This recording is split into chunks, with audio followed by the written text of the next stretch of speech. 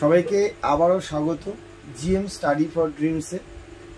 আজকের ক্লাসে আমরা নাউনের পার্ট 3 অর্থাৎ অলরেডি আমরা দুটো ক্লাস করে ফেলেছি মাই ডিয়ার ভিউয়ার্স। তা আজকে আমরা থার্ড ক্লাস। সামনে আমাদের PSC clerkship, MTS, SSC GD, পুলিশের কেপিডব্লিউপি, ডব্লিউবিসিএস এর প্রিলিমিনারি যে পরীক্ষাটা ইংরেজি থাকে, জেল, ফায়ার, যে কোনো অল আদার্স সমস্ত পরীক্ষায় এরর কারেকশন একটা ইন্টিগ্রাল পার্ট। পরীক্ষায় প্রশ্ন আসবেই।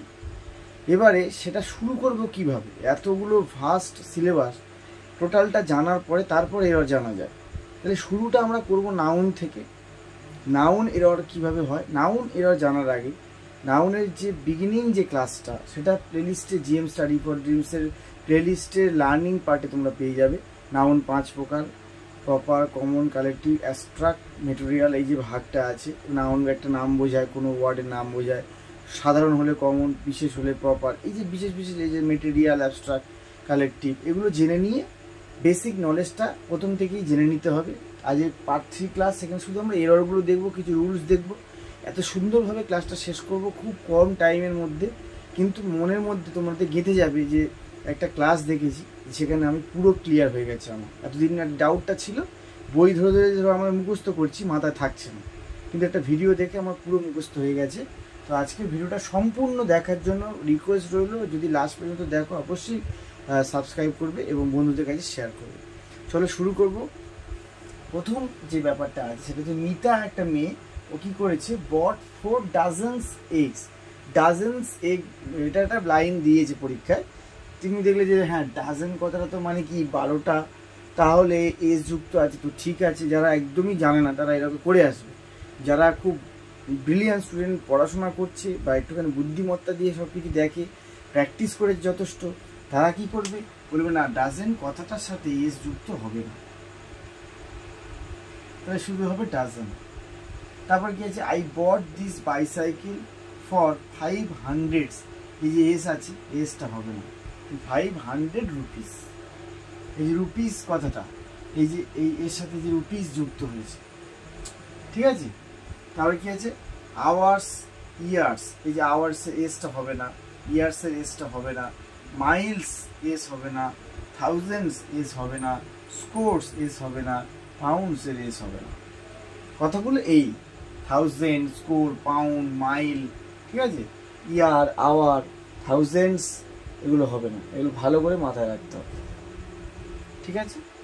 তারপর কি আছে, আবার একবার এটা বলে দিই, এই dozen, year, hour, mile, 100, thousand, score, pound, এইগুলো এই মুখস্থ হয়ে গেল। Dozen, hour, thousand, year, score, pound, এইগুলো ঠিক আছে। এই ওয়ার্ডগুলো এস যুক্ত, তার সাথে হবে না।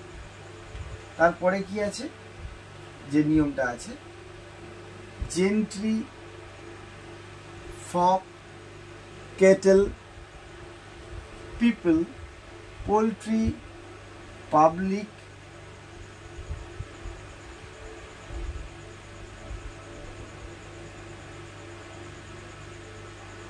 Police, peasantry, alphabet. এই যে কথাগুলো আছে, বলছে এই ওয়ার্ডগুলো, এই নাউনগুলো গঠনগতভাবে সিঙ্গুলার। মানে এই যে অ্যাজ ইট ইজ দেখছি, জেন্ট্রি, ফক, ক্যাটল, পিপল, পোলট্রি, এগুলো দেখতে এরা সিঙ্গুলার। মানে বাইরে থেকে যেটা দেখছি সেটা সিঙ্গুলার, এটা কি বহুরূপী টাইপের আর কি, বাইরে সিঙ্গুলার, কিন্তু এর কি বলছে, গঠনগতভাবে সিঙ্গুলার অ্যাপিয়ারেন্সে যেটা আছে, কিন্তু অর্থ, এর ভিতরের যে ইনার মিনিং সেইটা অনুযায়ী এরা প্লুরাল। তাই আমরা জানি সাবজেক্ট ভার্ব এগ্রিমেন্টের ক্লাসে, যে সাবজেক্ট যদি সিঙ্গুলার হয় ভার্ব সিঙ্গুলার, সাবজেক্ট যদি প্লুরাল হয় ভার্বও প্লুরাল। তাহলে এখানে কি হবে, প্লুরাল ভার্ব নেবে। তাহলে দেখো একটা উদাহরণ দিই, দ্য ক্যাটেলস আর গ্রেজিং। এই কথাটা লিখেছে, এখানে এস যুক্ত করেছে, এর সাথে আর দিয়েছে, দেখো। কিন্তু এখানে কি বলছে, এই যে এস যুক্ত করেছে ক্যাটেল, এই কথাটা কিন্তু অ্যাজ ইট ইজ ক্যাটেল, সেইখানে এখানে এসটা কেন হবে না, লিখে হবে ক্যাটেল আর গ্রেজিং, এটা ঠিক আছে। তাহলে আমাদের এটা মনে রাখতে হবে যে এই ওয়ার্ডগুলি যেগুলো আছে বা এই নাউনগুলি যেগুলো আছে, এরা গঠনগতভাবে সিঙ্গুলার, কিন্তু অর্থগতভাবে প্লুরাল, তাই এদের প্লুরাল ভার্ব নেয়। এই যে প্লুরাল ভার্ব নিয়েছে, এদের সাথে কখনোই এস যুক্ত করা যাবে না। যদি কোনো বাক্যে এরকম কিছু থাকে তাহলে সেটাই হচ্ছে বড় ভুল, আর সেটাই আমরা খুঁজি, তাই তো? তাহলে ছোট্ট ছোট্ট নিয়ম করলাম। আমাদের পরীক্ষাতে এই 1, 2, 3 তিনটে পার্ট নাউনে দিয়েছি, সব 5 থেকে 6 মিনিট 7 মিনিটের ভিডিও, এবং একটা 4th পার্ট আসবে, কমপ্লিট হয়ে যাবে। নাউনে এরাও কমপ্লিট হয়ে যাবে, তারপর প্রোনাউন, তারপর ভার্ব, টেন্স, এইখান থেকে পরপর এরকম টাইপ ওয়াইজ, চ্যাপ্টার ওয়াইজ এবার নিয়ে আসবো। যদি তোমরা একটা কমেন্ট করো, একটা শেয়ার করো, এবং অবশ্যই তোমরা একটা কমেন্ট করবে। যে কমেন্ট করলে কি বোঝা যায়, যে নিজের প্রতি নিজে বোঝা যায় যে কতটা ভিডিওটা কি টপিকে আনতে হবে। তোমরা কমেন্টের অপেক্ষায় থাকবো। অবশ্যই নেক্সট ভিডিওতে তোমাদের সামনে আসার জন্য সাবস্ক্রাইব করবে, বেল আইকনটা প্রেস করবে, যাতে এই ক্ষুদ্র প্রচেষ্টাটি একটা বড় জায়গায় যায়, আরও মানুষের কাছে পৌঁছায়।